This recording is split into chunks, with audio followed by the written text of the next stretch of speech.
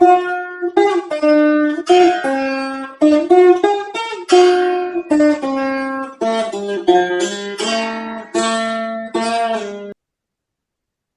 we'll be looking at adrenal function. We have completed thyroid in the last 3 sessions. So you can see in the group, the videos will be there. So the adrenal function part is very tricky and very difficult, unlike evaluating thyroid. So unless somebody guides you properly and this is how you have to go, it's not easy. As a postgraduate, I used to feel one of the tough areas of evaluation is adrenal evaluation. So before we go into actually functional evaluation, let us understand the endocrinology, physiology of it. So you have the adrenal gland, suprarenal gland. Supra is above the renal kidneys. Suprarenal gland has got two components. The dark brown component is the medulla, and the light brown component is the cortex. In the cortex, again, you have a border-like thing. That border is called the zona glomerulosa. And inside are the vesiculata and reticularis, the light component. So GFR, you remember, G is glomerulosa, F is vesiculata, R is reticularis. So that is the order in which they are there. EFRM, medulla. Inside is the medulla. GFRM. M is the medulla. The medulla is not an endocrine part, but it is a sympathetic nervous system part. So whenever the sympathetic nervous system is stimulated, the sympathetic nerves go and activate the adrenal medulla. That adrenal medulla produces two basic hormones, epinephrine and norepinephrine, also called adrenaline and noradrenaline. The noradrenaline acts on the alpha receptors and vasoconstriction. The role of noradrenaline is vasoconstriction. Epinephrine acts on both alpha receptors and beta receptors, depending on where exactly they are. For example, bronchial receptors. It acts on the bronchial receptors and produces dilatation. It acts on the peripheral blood vessels and produces dilatation and tachycardia also. And insulin resistance also is a feature of epinephrine. If the epinephrine excess is there from the medulla, patient will go into secondary diabetes. Okay, adrenal medulla, two hormones, norepinephrine, epinephrine. Norepinephrine never vasodilatation. Norepinephrine doesn't act on the heart to increase the heart. It is not a vasopressor for the heart. It is a vasopressor for the blood vessels. So vasoconstriction occurs. That is why when somebody is in hypertension, you give him noradrenaline drip and not adrenaline drip. If you give, it produces a dilatation. That's why adrenaline will be detrimental. Insulin resistance is a feature of adrenaline, which is not a feature of the noradrenaline. That part we are not touching now. Adrenal medulla part. Now we go to the adrenal cortex. As I told you, GFR. G is a glomerulosa, F is a vesiculata, R is reticularis. The purple color box there is adrenal cortex zona, vesicularis, lata, and reticularis in that order.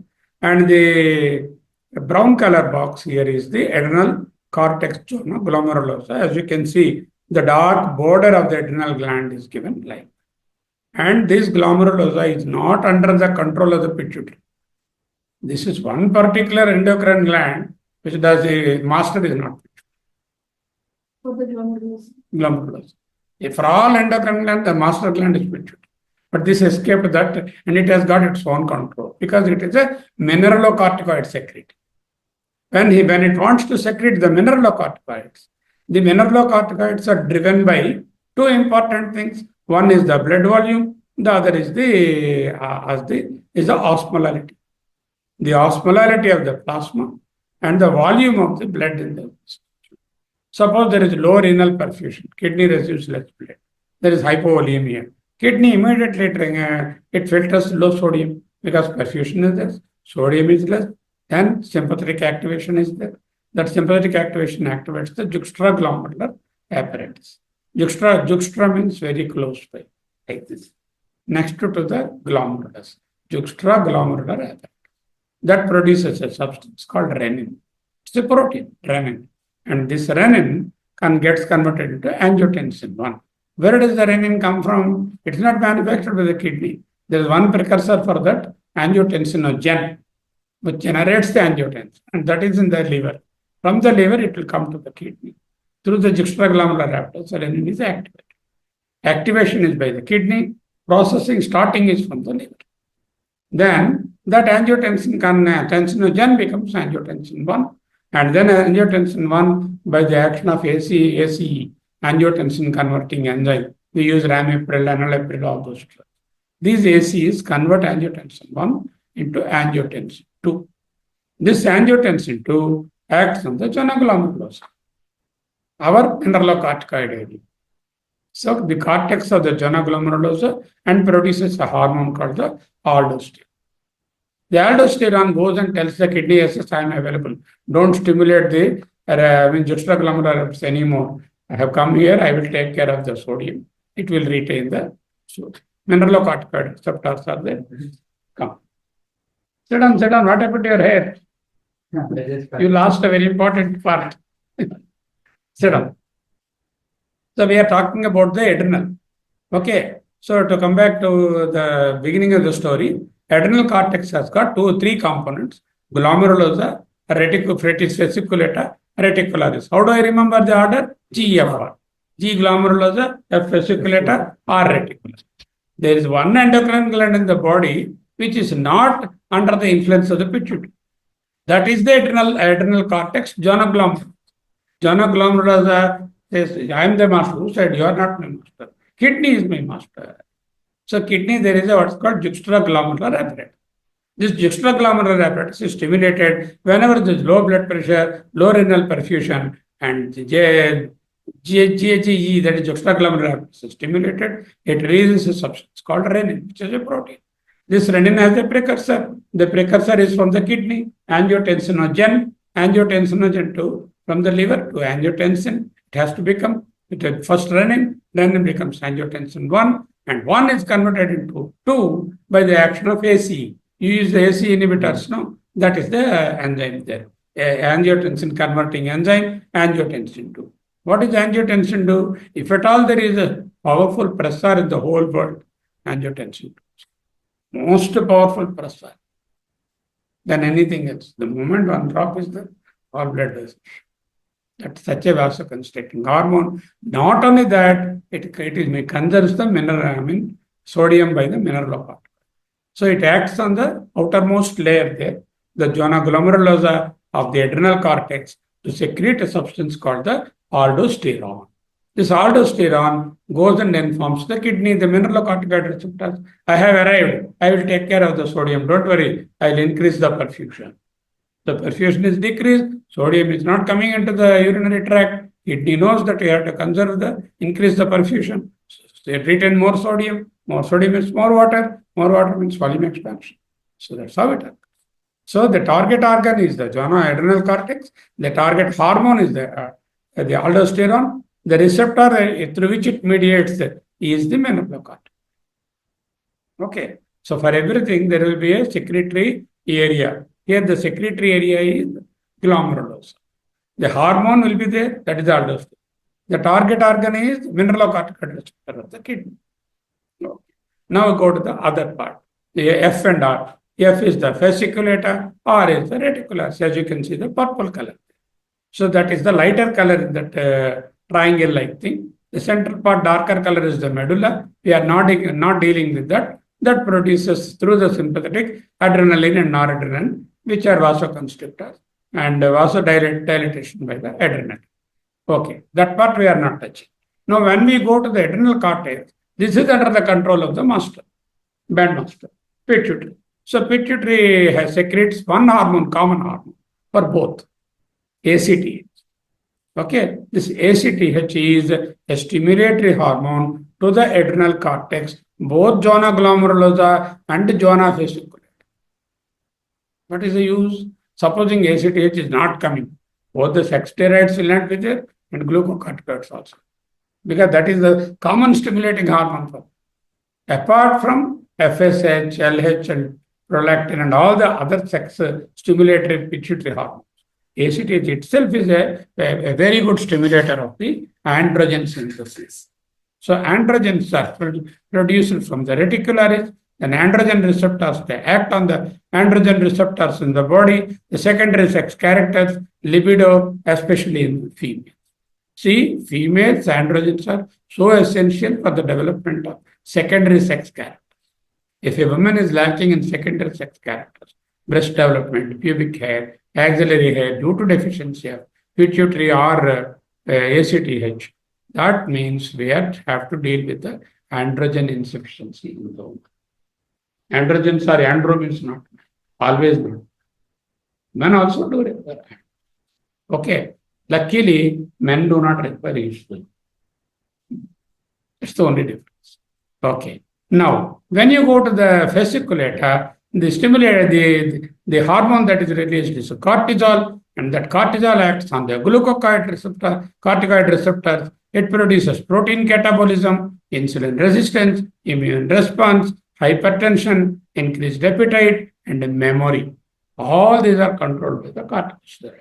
And of course, there is a negative feedback from the cortisol to the pituitary. But unfortunately, there is no negative feedback from the androgen receptor to the pituitary. The negative feedback goes via the FSH and other. Okay, so this is the basis of the understand. Now, simply saying, adrenal has got three components, cortex has got three components. Glomerulosa secretes mineralocorticoid. Secreting part, glomerulosa. Secreted hormone, mineralocorticoid. Target, mineralocorticoid receptor in the kidney. ACTH is the primary stimulatory hormone, which stimulates both sides, the androgen side as well as the glucocorticoid. Cortisol is the hormone. A target organ is the glucocorticoid receptors in various tissues, and the initiation is from the pituitary. This side, androgens have got no negative feedback. Now, this is what is important is there is a circadian rhythm. That means the ACTH secretion is not uniform throughout the 24 hours. There is a circadian rhythm. That is why the testing is to be done in a particular fashion. What are the stressors for the hypothalamus to release the corticotrophin releasing hormone into the anterior pituitary? The stressors act on physical stress, emotional stress, fever, hypoglycemia, hypotension. These are all the stressors which produce neurotransmitters. This circadian rhythm is also due to neurotransmitters in the brain. They act on the hypothalamus. The hypothalamus produces a hormone called the CRH, that is corticotrophin releasing hormone. This has got nothing to do with the mineralocorticoids because this is taken away. That particular portfolio is relegated to the kidney, so we don't have to worry about that. And this CRH acts on the anterior pituitary. As you know, pituitary has got two components. One is the anterior pituitary and the posterior pituitary. Anterior pituitary has got action through the ACTH on the adrenal cortex. Which part? Fasciculator and retina. Glomerulosa, it has got nothing to do. But then what will happen? This cortisol, the circulating cortisol, has an influence on the posterior pituitary. And through that, it again tells the anterior pituitary. And it has got a feedback inhibition through the hypothalamus also. So the feedback loop here is mediated through two routes. One route is through the posterior pituitary to anterior pituitary. Other route is through hypothalamus via CRH to the anterior pituitary. What is the use? Supposing you have a problem with the hypothalamus, still the cortisol will be able to influence through the posterior pituitary into the anterior. It doesn't have to go through the hypothalamus. So there is another bypass channel is also provided for the feedback. It's very useful when we see the disease. We know it. Now, this looks to be a very complicated diagram. Don't worry, very simple, color coded. You see all the ones on the left-hand side. Vertically, you see. That is the first basic molecule is cholesterol. It's a cholesterol. Cholesterol. Why it is cholesterol? It is secreted by the liver into the bile. That's why chole is bile. Bilesterol. Cholesterol is the basic molecule. From that, what is called the pregnenolone is the first product. You see the pregnenolone. You don't have to remember the structure. After the pregnenolone, that gets converted into 70-deoxyprogesterone. 70-deoxypregnenolone and 70-deoxypregnenolone becomes dihydroepiandrosterone, DHEA. That becomes dihydroepiandrosterone sulfate, which is the end. Why I wanted to know? Not to just know the names. Because when we want to see in the urine, we have to see DHEA excretion, DHEA. No, vertically I'm seeing.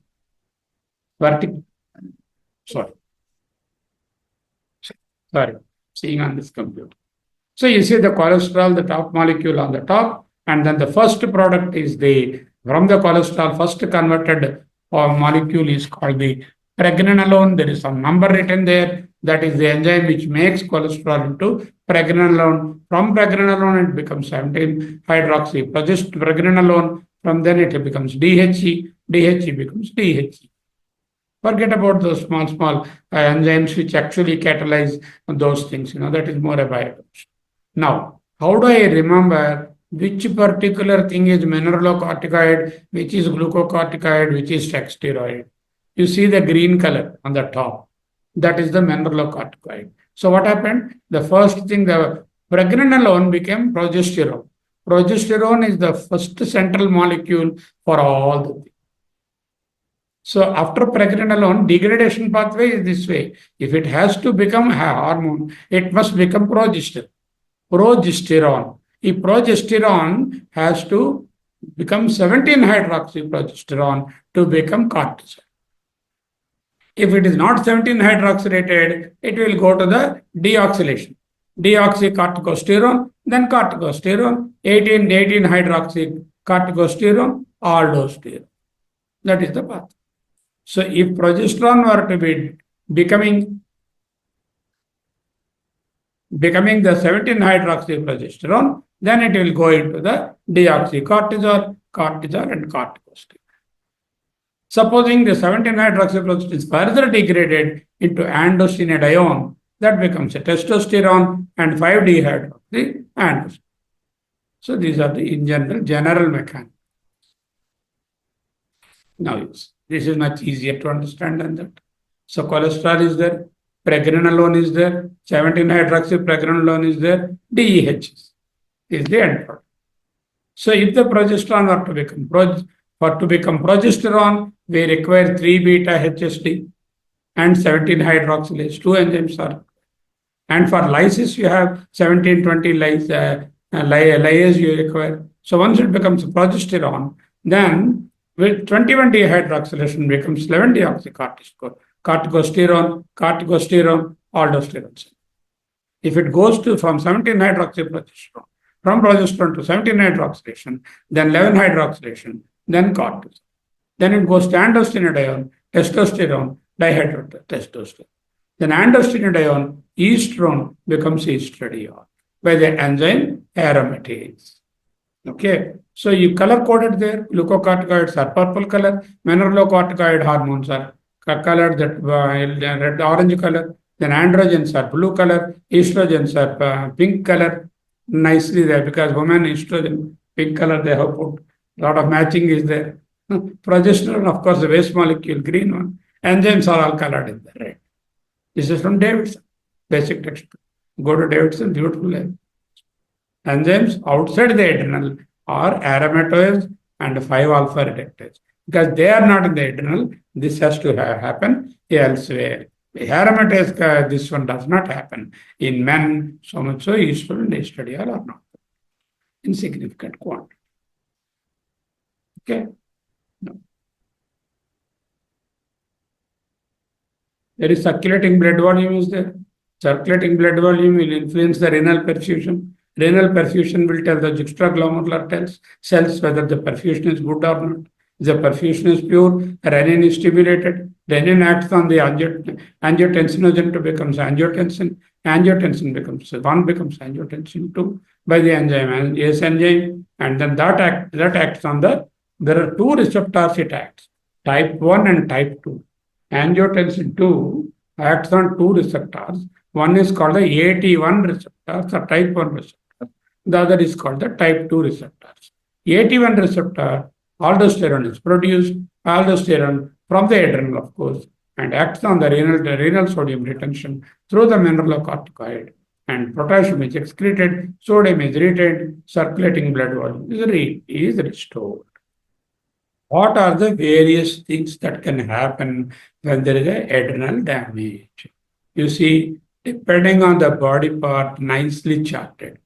Hair thinning, hirsutism, acne, plethora, moon phase, psychosis, premature cataracts, mild exophthalmos may be there. On the stomach, peptic ulcer, and on the blood pressure, hypertension, and then loss of height because of the vertebral compression, back pain, compression fractures, because of calcium is withdrawn from the bone, osteoporosis, and vertebral compression. Hyperglycemia, because of the excess steroid, menstrual disturbances, centripetal obesity, striae on the abdomen, decreased skin thickness, very fragile, thin skin, wasting and weakness of the proximal thigh muscles. And then patient has to have a support of the walking stick, and exuberant callus formation in the bones and fracture risk is there. Osteoporosis is there. Tendency to infections, poor wound healing, little inflammatory response, easy bruising are all the features. You can see the striae there. Say the B is a patient with Cushing's disease before treatment. In the same patient after treatment, she has thinned out a lot and striae also disappear. You can see. So these are some other clinical features. We come to that. Now, how do I assess? Today's focus is functional assessment of the adrenal. We know there are three important things. Just like in the thyroid, hyperfunction, mass. Here also, hypoadrenalism, hyperadrenalism, adrenal. Adrenal mass can be benign adrenal hyperplasia or it could be malignance. Okay, so let's now concentrate on. Suppose I am suspecting Cushing syndrome. How do I suspect Cushing syndrome? From that chart, whatever. Suppose somebody has got features of this, then they are thinking of excess cortisol. That is Cushing syndrome. So there are some sex features also in Cushing syndrome. Why the secondary sex character related features? Because ACTH is the hormone one which is stimulating both sides. That is the reason. Okay. Now, exogenous glucocorticoids, whether he is receiving or not. First question, are you on any prescription medicine, which is a steroid? Suppose if he is having steroid prescription, means the answer is this Cushing is iatrogenic Cushing. That means it is drug-induced, treatment-induced Cushing. Straight away. Suppose yesterday I said I have taken 1 tablet betnazol yesterday. It cannot produce Cushing's in 1 day. Means he should have a sufficiently long exposure to steroid.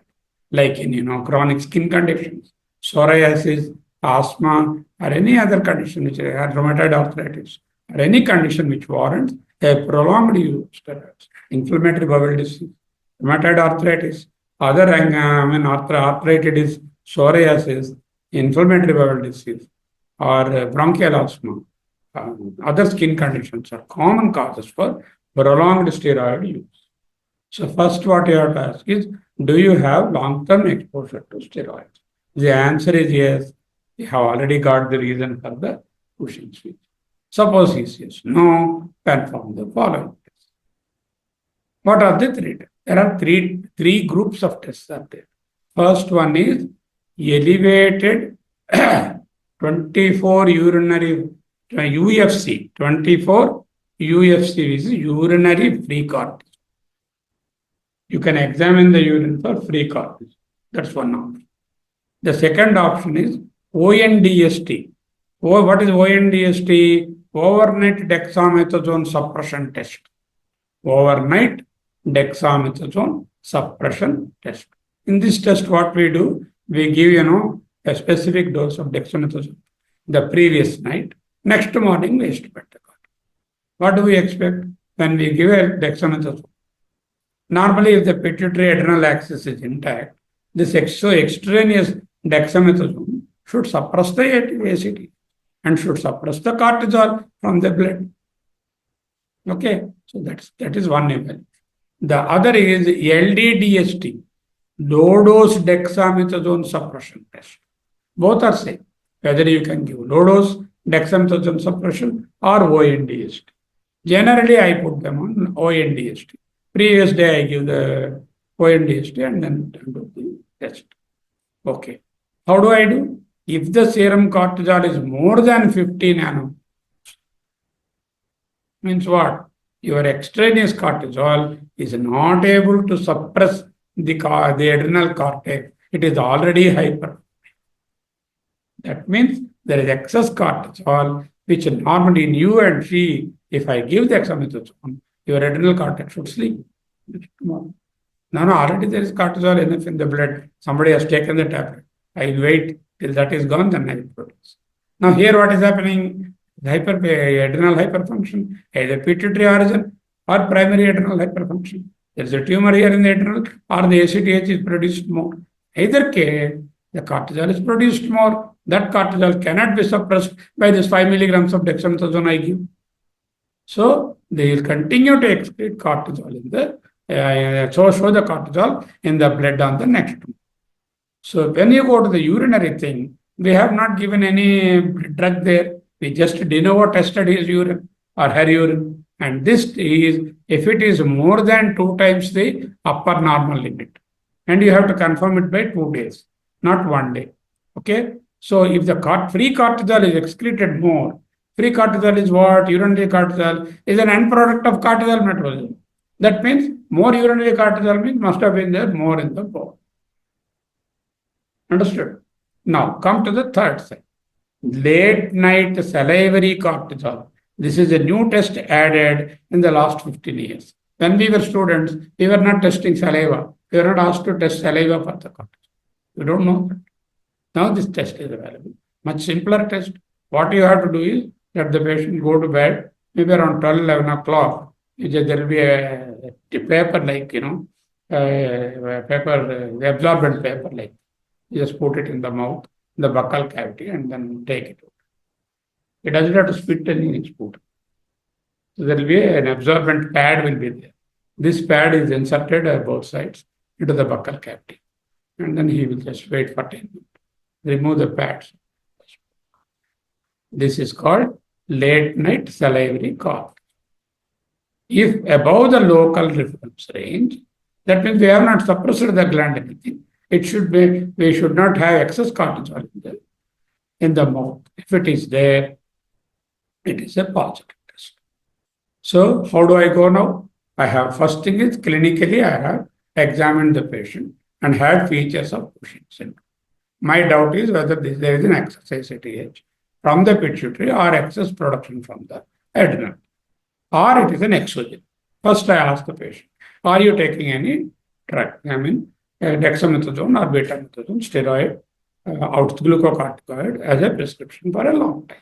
If the answer is yes, the other tests are not needed. We know the reason for the Cushing feature. This is called iatrogenic Cushing or secondary to drug. Once the history of drug is excluded, then we have got to do 3 types of tests. One is called the urinary cortisol. Urinary free cortisol, at least 2 days, it should be elevated by above the reference range, 2 times upper normal. The reference range, let us say, is 10 micro units, nanomoles, and it should be at least 20 or 2 times. And these reference ranges vary between lab to lab. And whether they do chemiluminescence, whether they do a radioimmuno, whether they do an ELISA, which procedure they are doing, we don't know. That's why the reference range is this number is not. Depending on the local laboratory testing, they will have a reference. And if it exceeds 2 times upper normal in the urine, you have a suspicion that it could be hyperadrenalism, either primary from the gland or from the pituitary. Okay. Now, or you can do the other test called ONDST or LDDST. ONDST is overnight dexamethasone suppression. LDDST is low dose suppression. And if any one of them abnormal, means if the cortisol level is not suppressed, if it is still going to be more than 50 nanomoles per liter, that means the extraneous dexamethasone could not suppress the cortisol. That means de novo the cortisol is being produced in large quantity. Or I do a late night saline cortisol using a buccal pads and an analyze. If that is outside the reference, it need not be twice normal. If it is just outside the reference, it is adequate. You don't have to do 2 days because you can do only 1 day. Whereas urine, variable. So you require to do it 2 days. Okay. Now, any one result abnormal. So what will happen? Either one of that, only one test you do, you will not do all the tests. Only one test you did, that test is abnormal. Or that test is normal. If the test is normal, putting Cushing syndrome unlikely. If any one of the test is abnormal, then perform the other remaining 2 tests.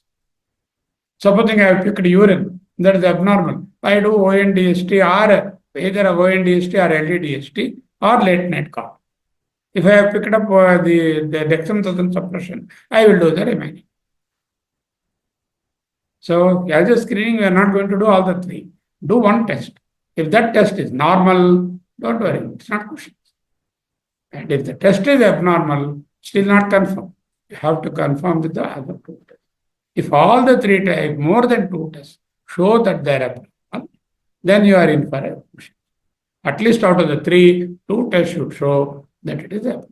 Perform 1 or 2 other studies above and consider repeating the abnormal study also. For example, I did a dexamethasone suppression that became positive. The result is more than 50 nanomoles of this one. I even repeat that once more along with the other 2 tests.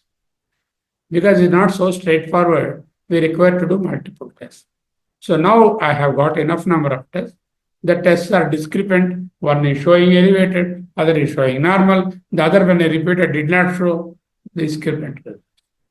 Suggest additional evaluation.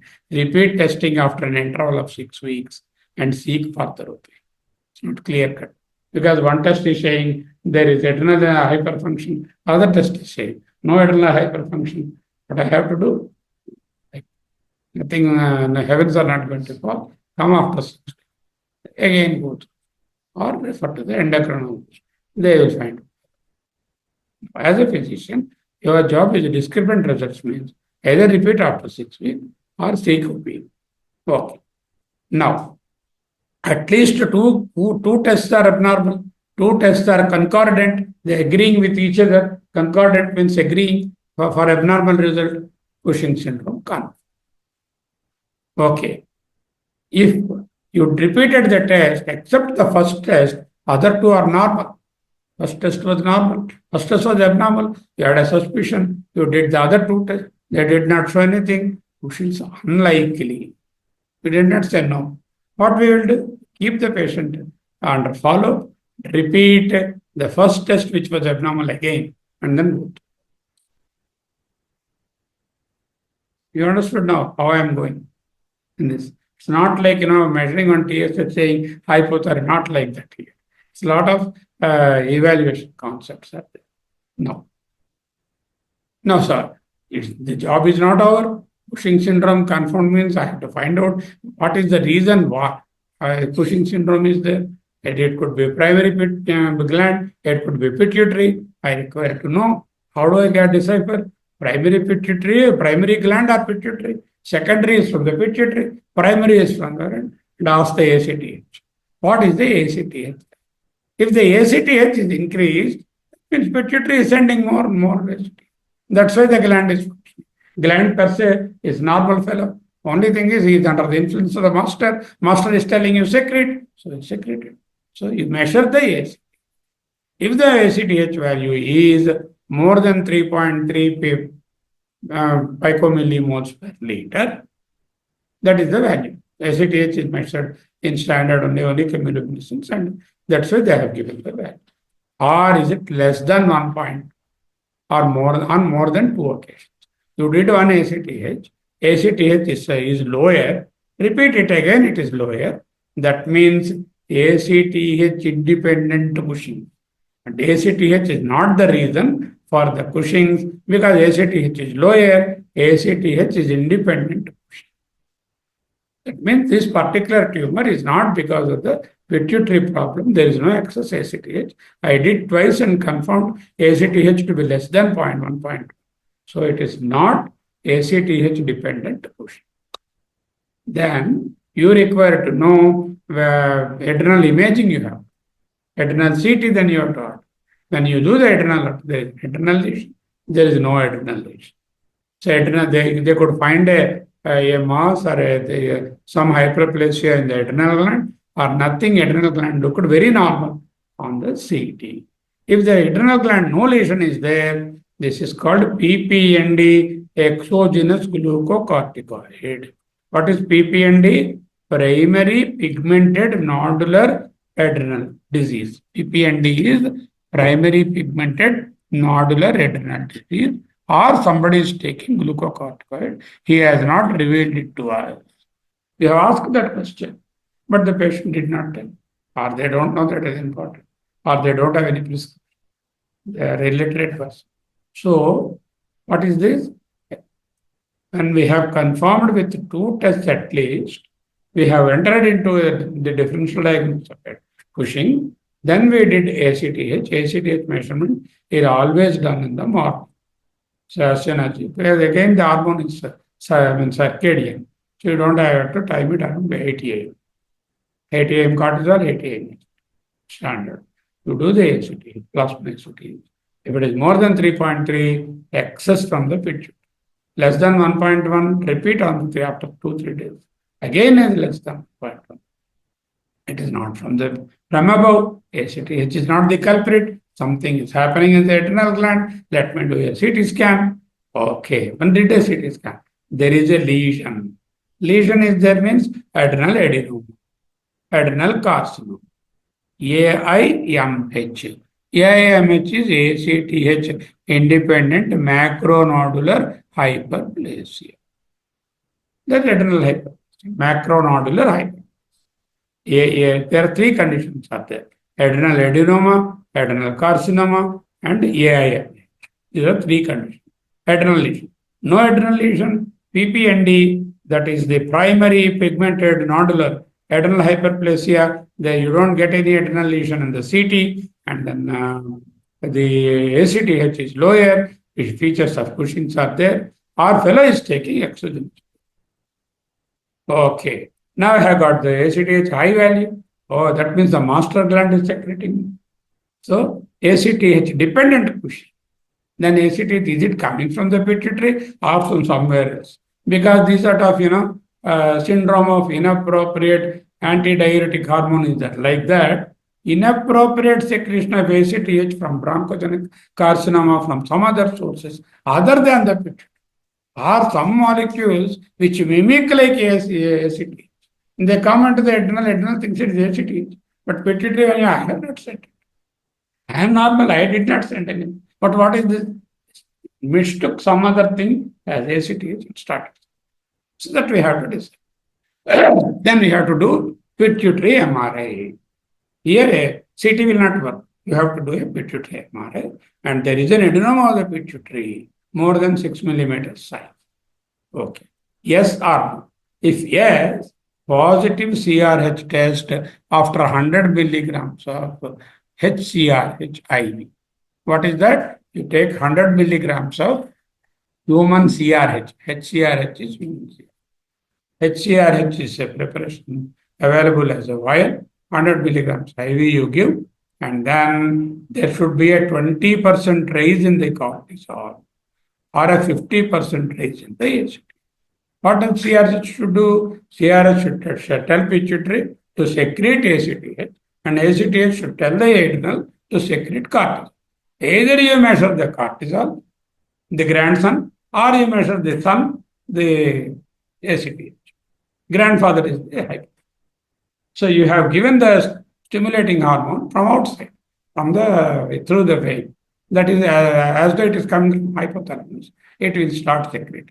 If the pituitary value is more than 20%, 50%, or if the peripheral value from the cortisol is more than 20%, that means your CRH given is able to stimulate the axis, isn't it?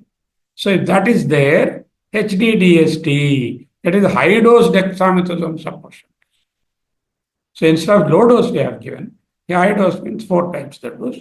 I will also tell you how do you do high dose, low dose. But the moment you say high dose dexamethasone suppression, then 50% suppression in the serum cortisol from the base. That means what? It is Cushing's because you have given CRH and you tested the axis. The axis is over functioning. More than 20% cortisol is there. More than 50% ACTH is there. And I gave high dose. It was I'm able to suppress that. That means there is Cushing's disease. Cushing's syndrome, Cushing's disease. Cushing's syndrome is from the adrenal. Cushing's disease is from the. Okay. So there is slight difference in the clinical presentation also. For the moment, you remember, disease means about syndromes, peripheral. Oh. Now, go to the high one level here. With MRI, there is no adenoma of the pituitary.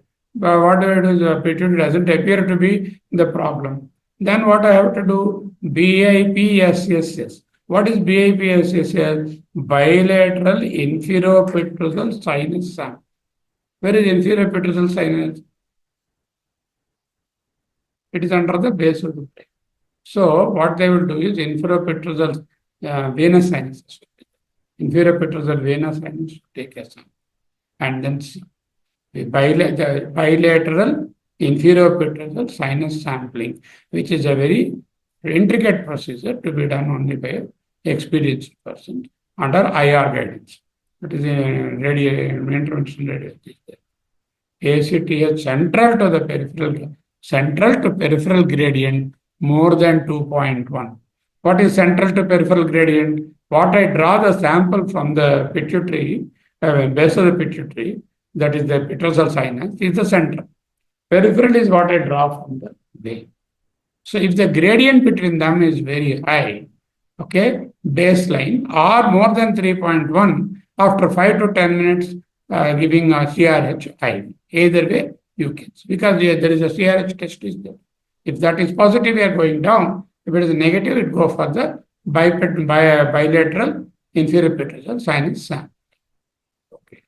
There is no adenoma there, but then there is a gradient in the central to the periphery. If that gradient is there, again Cushing's disease.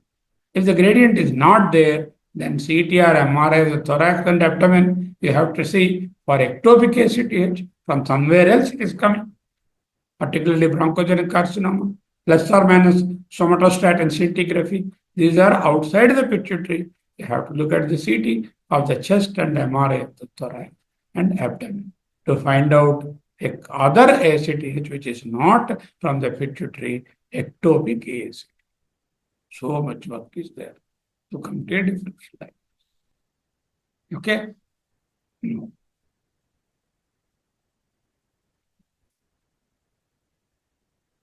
I ask you one by one, step by step. So a patient has Cushing's has come. Features of Cushing's are there. What is the first thing you do? We look if they are taking any steroids or under any steroids. If the answer is hydrogen, they are not taking. You have seen old records. They said, no, we don't have any disease of that sort. Clinical also didn't find any disease related for prolonged steroid use. There is no business to say, but the patient has got. Then what do I do? Perform one of the 3 tests. What are the 3 tests? Or low dose dexamethasone. Or urinary cord. Or do the salivary cord. Anyone? Urinary cord is twice the abnormal limit. Salivary cord is outside the reference range. Low dose suppression test should suppress the cortisol. Yet the cortisol is not suppressed more than 50. That means there is some adrenal hyperfunction is going. So you did one test positive, and what do you do? Do you straight away say it's Cushing? You have to do other 2 remaining tests. So if there is a discordance between them, then it is not my bread. You go take a referral or come after 6 weeks. If at least two of them are concordant, positive, then I am in for Cushing's syndrome. That is primary adrenal disease. That doesn't solve the problem. Primary adrenal diseases are many. What are the various diseases I have to know? And they'll go to the other side. Yes. So, first test itself is normal, then don't worry, most unlikely. There may be other reasons for all these features. You look at those. Or if two tests are abnormal, and they're not abnormal, only one test is abnormal, or all the tests are normal, then also unlikely. Then what do you do? So, two tests, like screening tests, are abnormal. So, I am in for a diagnosis of Cushing's syndrome. I would like to know what is the differential diagnosis of that. Then how do you work? Then we will measure the ACTH to Yes, know whether it is because- a central cause or it is from the. Whether it is coming from the order is coming from pituitary, or this fellow himself is making mischief. To know that. So do ACTH. If it is low, that means ACTH is not the culprit. In fact, why it is low? Because the excess cortical has suppressed the ACTH. That is why the ACTH is less than 1.1. That means there is a feedback inhibition of the ACTH. That is why it is lower. Whereas in this Cushing's disease, where the pituitary is at fault, ACTH itself is very high, isn't it? So ACTH dependent, if it is very high, then it is an ACTH dependent Cushing. That is, it is dependent on the ACTH. Is it coming from the pituitary proper as an adenoma? That is the question. Very easy to knock off the adenoma. Okay, how do I do that? Get a pituitary MRI and adenoma of more than 6. Diagnosis is confirmed. Then what you do? If it is not, suppose there is no adenoma, you go for bilateral inferior petrosal sinus SAP. That is central value, peripheral value of the blood. Compare them. If the gradient is more than 2.1 at the baseline or more than 3.1 after giving 5 to 10 minutes of the time after 100 milligrams of corticosteroid. Either way, you can see the gradient. If the gradient is more, then again it is Cushing's disease. If the gradient is normal, the ACTH is not coming from there because central value also is lower. This will be reflecting the peripheral value. There is no difference between the central value and the peripheral value. That means it is not coming from above. It must be coming from the chest. It must be coming from the abdomen. So I do an MRI and CT of the chest and abdomen. And also look for the somatostatin scintigraphy. That is ectopic aid. You understand why the gradient is less, is not there. Gradient is not there. That means whatever my central petrosal sinus sampling, but immediately from the pituitary, whatever blood comes, that enters the petrosal sinus. From there itself, I have taken one sample. There is another sample I have taken. These I am comparing. And this particular sample above has no admixture from the lung or the abdomen. It is directly from the pituitary. That is showing same value as my blood. Means what? There is nothing in the chest or abdomen. It is primarily coming from somewhere in the pituitary area. Hypothalamus pituitary. Suppose the gradient is more. The gradient is more. If the gradient is more, that means it is ectopic. Yeah. So if the gradient is more, what is that? It is Cushing's disease. If there is no gradient, that means this whole blood is having either central or peripheral. Wherever you take the particular value of the ACTH is high. That means this value is not related to only the pituitary. It is related to somewhere in the body. That's where it is ectopic. If the gradient is more, means the one coming from the pituitary immediately at higher values of ACTH, whereas by the time it comes to the peripheral blood, it is lower. That means it is directly coming from.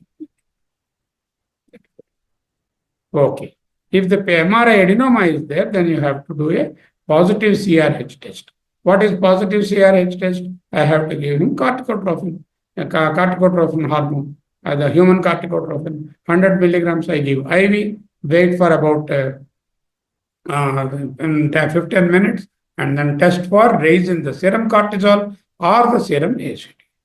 If the ACTH raises by 50% or cortisol raises by 20%, it means there is excess production from the pituitary.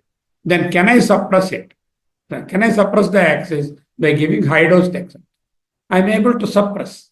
That means pituitary is secreting more, all right. Not only that, it is the axis is still working. That is why I am able to suppress it. That means it is pushing. Okay. So whenever it is not there, then you have to go this side. So you have not understood how to go. So I don't know whether you.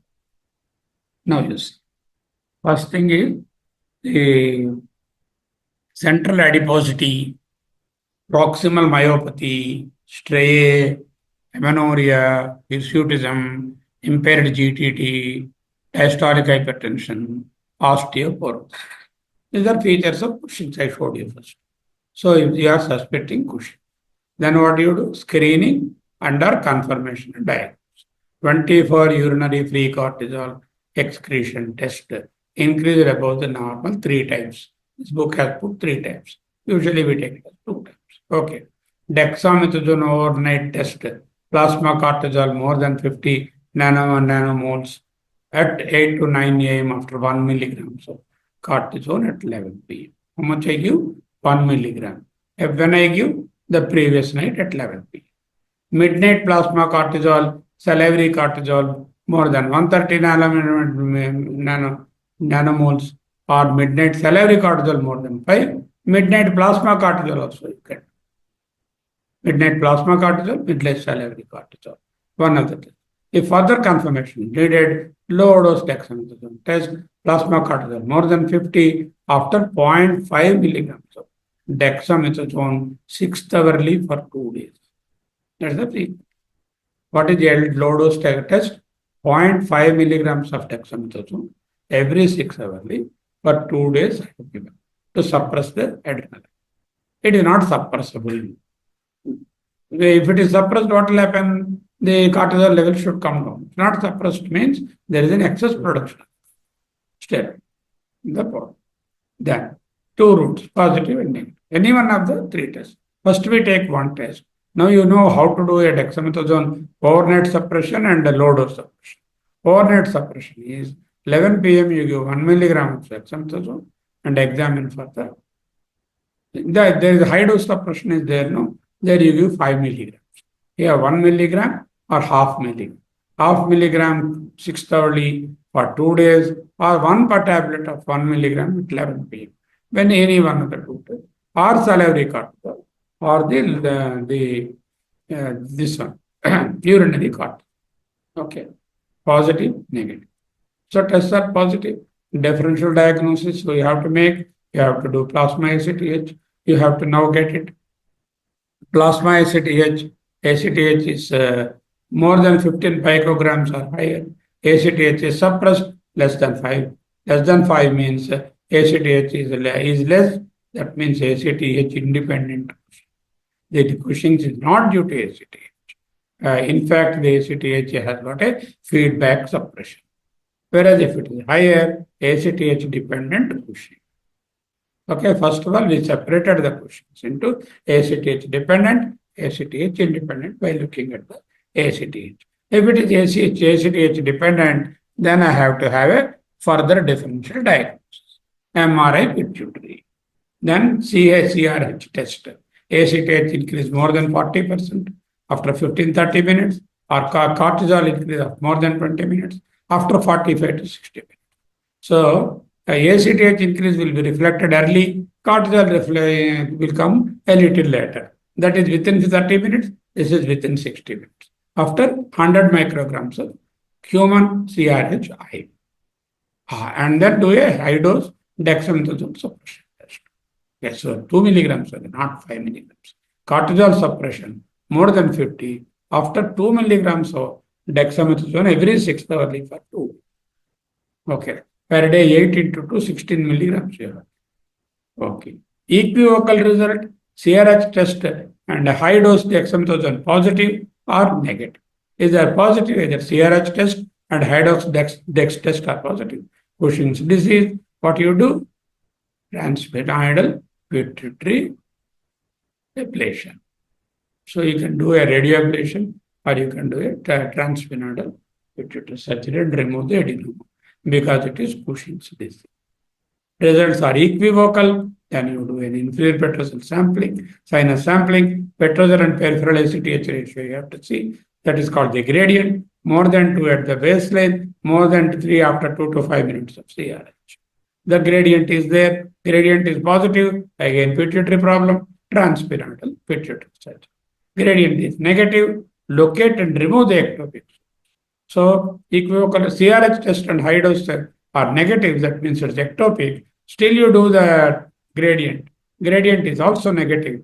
That means uniformly in the brain part, in the peripheral part, in the blood, everywhere the cortisol levels are the same. That means it's coming somewhere from the outside the pituitary. Locate and remove the ectopic ACTH. How do I do that? By doing a CT of the chest and CT of the abdomen, MRI of the abdomen. Suppose I am not able to locate. Then what do? You knock off the peripheral. Remove bilateral adrenalectomy. You did not know the diagnosis, but you want to cure the patient. So remove the peripheral gland so that the cortisol secretion is not there. You supplement whatever cortisol is there. Little bit. Okay. If you can locate it, fine. If you cannot locate, then you can do the bilateral adrenalectomy. You see the other side. ACTH is suppressed, all right. ACH independent pushing, unenhanced CT adrenals we will do. And the CT adrenal showed unilateral adrenal mass, that means adrenal tumor workup, unilateral adrenal. Left side adrenal mass is there. I don't have to do anything on the right side. That adrenal mass. It's not like that bilateral micronodular or macronodular hyperplasia is there, then it goes for bilateral adrenal. So unilateral mass is there, remove that. Unilateral. Bilateral micronodular or macronodular is identified, then it requires the surgery of bilateral adrenal. Then what is the message? Whether it is pituitary or adrenal, surgery will be the end. If you locate it is pituitary, you have to do sphenoidal, transsphenoidal pituitary ablation. If you locate it is adrenal, unilateral adrenal or bilateral adrenal. If you don't locate anything, then also bilateral adrenal. So it is in the surgeons. Unlike thyroid. Thyroid not always surgery. You have antithyroid drugs, you have radioiodine, and then of course you can think of surgery. So we'll stop here. So you understand now how do we evaluate it? Very important for you people. This is hyperfunction. Then regarding hypofunction, this is the next.